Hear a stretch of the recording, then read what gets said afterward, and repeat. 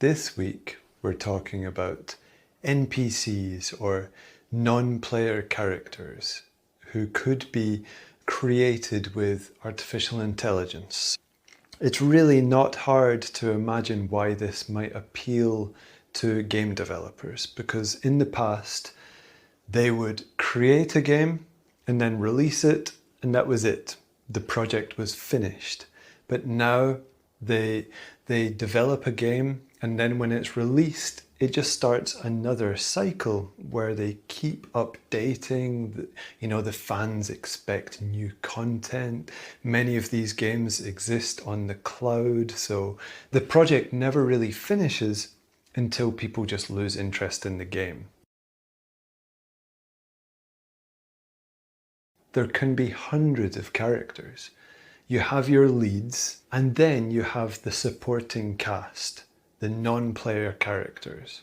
In a AAA game, you can have perhaps 40, 50,000 lines of dialogue, which is a huge undertaking, a lot of recording and editing and so on. I do that work, I know it very well, and it's great because there can be absolutely fantastic actors, but it's a big undertaking, so I can see why the idea of being able to generate these voices on the fly would appeal. Here's a fun fact for you. It's totally related. In Hollywood, there were characters in the background who you never heard. They didn't have any lines to say. These characters would just walk around in the background, making it look natural, and they would all be mouthing the words "Walla." But of course they're mouthing it, so no sound comes out. They just went.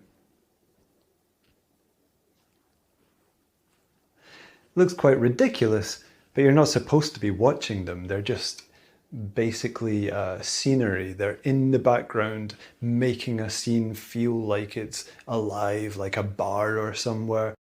And it was apparently enough. The lips were flapping and it created the impression they were talking. And then in post-production, the sound team would then add voices, which meant they had full control over how loud it was in certain key moments, and it just worked better this way. So, this is actually very important. If you consider that in a film, in the background, you have these characters who can just get away with going "Walla, walla, walla" all the time. In a game, it's different. If I'm playing, I don't know, Zelda or something, I can choose to go and speak to those characters. I can go and engage with them. So suddenly there's the need for these characters to have a voice, to be distinctive. If they all sound the same or have the same lines, then very soon the player discovers that, it's just not interesting, and that kind of destroys the experience. So this is a very specific challenge for games.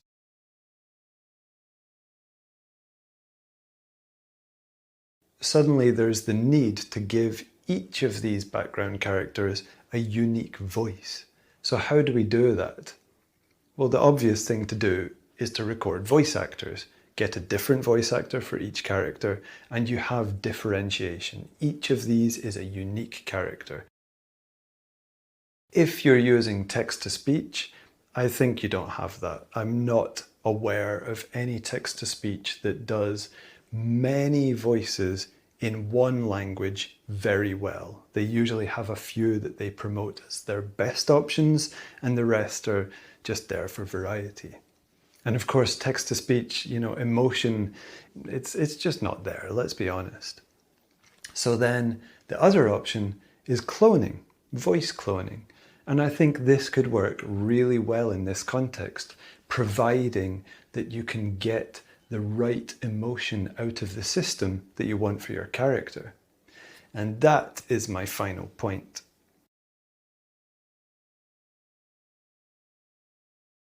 Whoever designs these characters is going to have to make it work within the limitations of text-to-speech or voice cloning. They're going to have to understand that system well enough to know that if they make like really angry, big, muscly commando, then he's going to have to sound good with the voice options they have available to them. I think it can be done, it just means that that's an extra consideration for the writers to think what they can do with the voices that are available to them.